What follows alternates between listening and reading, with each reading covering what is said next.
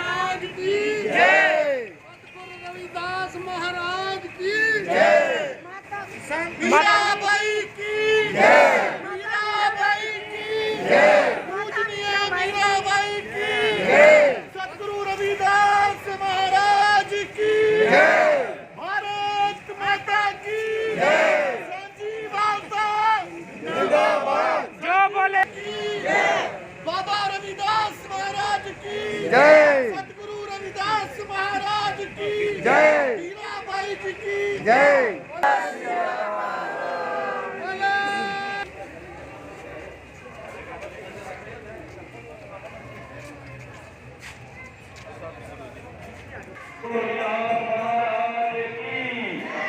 बल्कि बिहारी लाल की सांझी वालता यात्रा का गुरदासपुर पहुंचने से अभी हार्दिक स्वागत करते हैं। आगे की तरफ आगे हाँ जी, सांझी वालता यात्रा का गुरदासपुर पहुंचने से अभी स्वागत करते हैं। संत समाज ਜਿਹੜੇ ਨਾਲ ਆਏ ਨੇ ਉਹ ਵੀ ਮੰਚ ਦੇ ਉੱਪਰ ਵਿਰਾਜਮਾਨ ਹੋਣਗੇ। ਆਪ ਜੀ ਸਵਾਗਤ ਕਰਦੇ ਹਾਂ। ਮੇਰਾ ਨਿਵੇਦਨ ਅੰਦਰ ਵਾਲੇ ਪਾਸੇ ਬਿਠਾਈਏ। ਸਾਰੇ ਉੱਪਰ ਕਰੋਗੇ। ਬਾਹਰ ਜਿਹਦੇ ਵੀ ਖਰੀਦ ਕਰੋ। ਬਾਹਰ ਜਿਹੜੀਆਂ ਕੁਰਸੀਆਂ ਰੱਖੀਆਂ ਨੇ ਉਹ ਸਭ ਕੁਰਸੀਆਂ ਉਠਾ ਕੇ ਅੰਦਰ ਜਿਹੜਿਆ ਹੈ ਬੈਠ ਜੀ ਦੇਖੋ ਜਰਾ। हाँ जी, पहला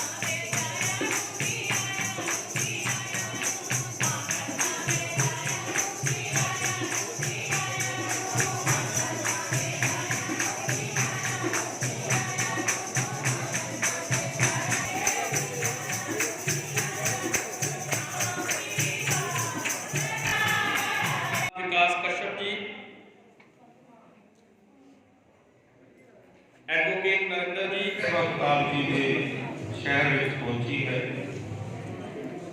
ਇਸ ਯਾਤਰਾ ਦੇ ਨਾਲ ਅਸੀਂ ਸਤਿਗੁਰਾਂ ਦਾ ਸੁਨੇਹਾ ਲੈ ਕੇ ਆਏ ਹਾਂ, ਉਹਨਾਂ ਮਹਾਂਪੁਰਸ਼ਾਂ ਦਾ ਸੁਨੇਹਾ ਲੈ ਕੇ ਆਏ ਹਾਂ ਕਿ ਉਹਨਾਂ ਨੇ ਕਿਸ ਤਰ੍ਹਾਂ ਦੇ ਦੇਸ਼ ਦੀ ਕਲਪਨਾ ਕੀਤੀ ਹੈ, ਕਿਸ ਤਰ੍ਹਾਂ ਦੇ ਸੰਸਾਰ ਦੀ ਕਲਪਨਾ ਕੀਤੀ ਹੈ।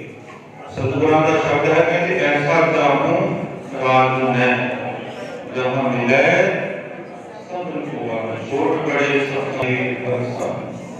ਕਹਿੰਦੇ ਤੇ ਮੇਰੀ ਖੁਸ਼ੀ ਲੈਣੀ ਚਾਹੁੰਦੇ ਹੋ ਕਿ ਸਾਰਾ ਸੰਸਾਰ ਖੁਸ਼ੀਆਂ ਦੇ ਖੇੜਿਆਂ 'ਚ ਵਸੇ, ਇਹਦੇ ਵਿੱਚ ਕੋਈ ਛੋਟਾ ਵੱਡਾ ਨਾ ਹੋਵੇ। ਅਸੀਂ ਯਾਤਰਾ ਆਰੰਭ ਕੀਤੀ ਰਾਜਸਥਾਨ ਤੋਂ। ਇਸ ਸ਼ਬਦ ਦੇ ਪਹਿਰਾ ਕਿਸ ਨੇ ਦਿੱਤਾ ਹੈ? ਸੰਤ ਮੀਰਾ ਬਾਈ ਜੀ ਨੇ ਦਿੱਤਾ ਹੈ। ਉੱਚ ਘਰਾਣੇ 'ਚ ਪੈਦਾ ਹੋ ਕੇ ਉਹਨਾਂ ਨੇ ਸਤਿਗੁਰੂ ਰਵਿਦਾਸ ਮਹਾਰਾਜ ਦੇ ਜਦੋਂ ਨਾਮ ਹੈ, ਉਹਨਾਂ ਨੂੰ ਜਿਨ੍ਹਾਂ ਨੇ ਸੇਧ ਦਿੱਤੀ ਹੈ। ਇਹ ਸਾਂਝੀਵਾਲਤਾ ਯਾਤਰਾ ਮੇੜਤਾ ਰਾਜਸਥਾਨ, ਜਿੱਥੇ ਮੀਰਾ ਬਾਈ ਜੀ ਦਾ ਜਨਮ ਹੋਇਆ, ਉਸ ਸਥਾਨ ਤੋਂ ਚੱਲੀ ਹੈ। ਇਸ ਯਾਤਰਾ ਦਾ ਸਲੋਗਨ ਹੈ ਮੀਰਾ ਚਲੀ ਸਤਿਗੁਰੂ ਕੇ ਧਾਮ। ਮੀਰਾ ਬਾਈ ਆਪਣੇ ਸਤਿਗੁਰੂ ਨੂੰ ਮਿਲਣ ਵਾਸਤੇ ਪੰਜਾਬ ਦੀ ਧਰਤੀ ਤੇ ਆਈ ਹੈ। ਤਾਂ ਪੰਜਾਬ ਦੀ ਧਰਤੀ ਤੇ ਆਉਣ ਦਾ ਵਿਸ਼ੇਸ਼ ਕਾਰਨ ਕੀ ਹੈ?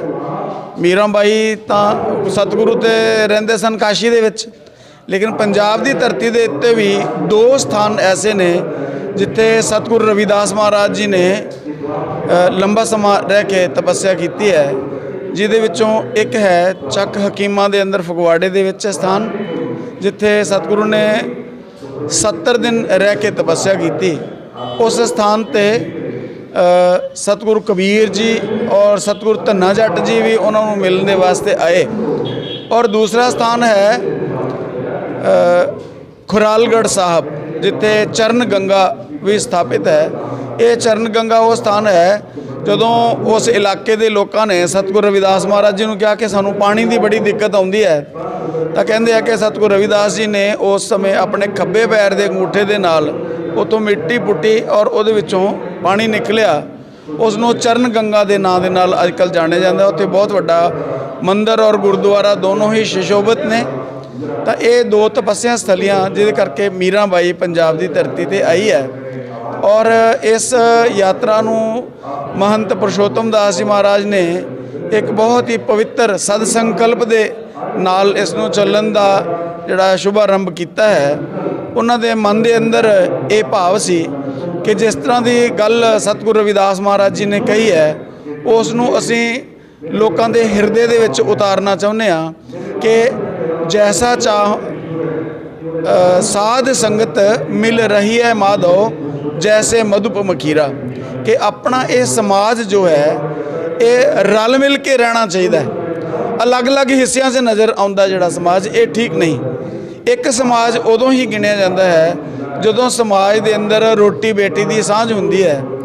ਔਰ ਜਿਸ ਤਰ੍ਹਾਂ ਮੱਖੀਆਂ ਦਾ ਮਖੀਰ ਜਿਹੜਾ ਹੈ ਸਾਰਾ ਰਲ ਕੇ ਰਹਿੰਦਾ ਹੈ, ਹਾਲਾਂਕਿ ਉਹਦੇ ਵਿੱਚ ਅਲੱਗ-ਅਲੱਗ ਮੱਖੀਆਂ ਦੇ ਅਲੱਗ-ਅਲੱਗ ਪ੍ਰਕਾਰ ਦੇ ਕੰਮ ਨੇ, ਲੇਕਿਨ ਉਹ ਸਾਰੇ ਆਪਣੇ ਆਪਣੇ ਕੰਮ ਕਰਦੇ ਕਰਦੇ ਵੀ ਇੱਕ ਘਰ ਦੇ ਰੂਪ ਦੇ ਵਿੱਚ, ਇੱਕ ਛੱਤੇ ਦੇ ਰੂਪ ਦੇ ਵਿੱਚ ਰਹਿੰਦੇ ਨੇ।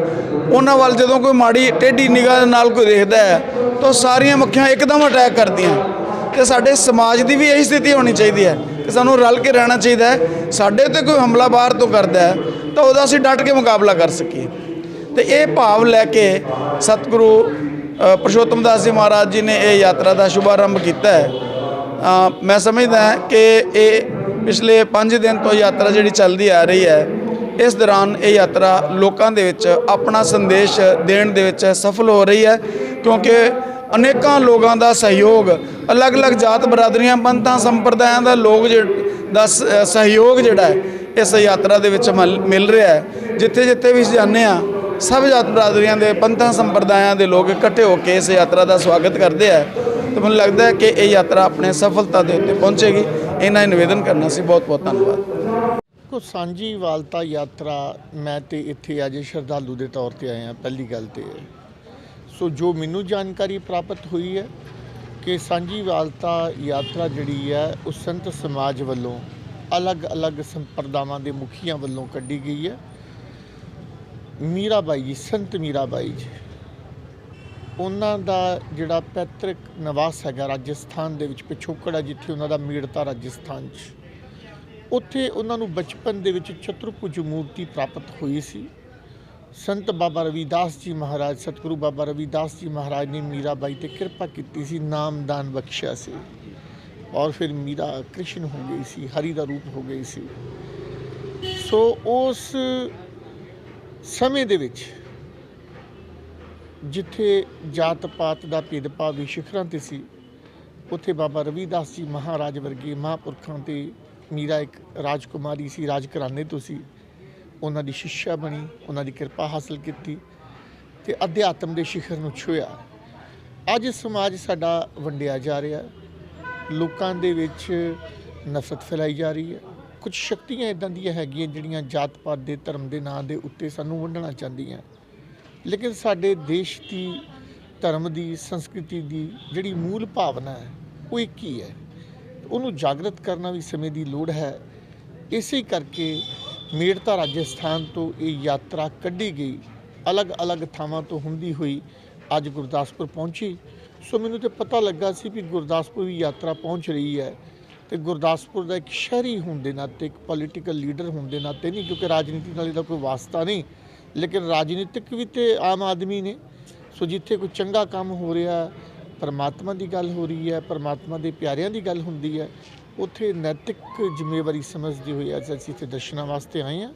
ਸੋ ਸੰਤ ਸਮਾਜ ਦਾ ਉਪਦੇਸ਼ ਸੁਣਿਆ, ਸੰਗਤ ਵੀ ਘੱਟ ਸੀਗਾ, ਬੜਾ ਉਤਸ਼ਾਹ ਸੀਗਾ ਲੋਕਾਂ ਦੇ ਮਨਾਂ 'ਚ, ਬੜੇ ਸ਼ੰਕਾਂ ਦੇ, ਬੜੇ ਸਵਾਲਾਂ ਦੇ ਜਵਾਬ ਵੀ ਮਿਲੇ ਨੇ ਔਰ ਮੈਂ ਸਮਝਦਾ ਕਿ ਅਸੀਂ ਵਡਭਾਗੀ ਹਾਂ ਕਿ ਸਾਨੂੰ ਇਸ ਯਾਤਰਾ ਦੇ ਸਵਾਗਤ ਦਾ ਮੌਕਾ ਮਿਲਿਆ ਤੇ ਸਾਡੇ ਗੁਰਦਾਸਪੁਰ ਦੇ ਵਿੱਚ ਸ਼੍ਰੀ ਕ੍ਰਿਸ਼ਨ ਮੰਦਿਰ ਦੇ ਵਿੱਚ ਇਹ ਯਾਤਰਾ ਦਾ ਆਗਮਨ ਹੋਇਆ। ਸੰਗਤਾਂ ਨੇ ਸੁਣਿਆ ਸੰਤਾਂ ਮਹਾਂਪੁਰਸ਼ਾਂ ਨੂੰ, ਅਸੀਂ ਵਡਭਾਗੀ ਹਾਂ।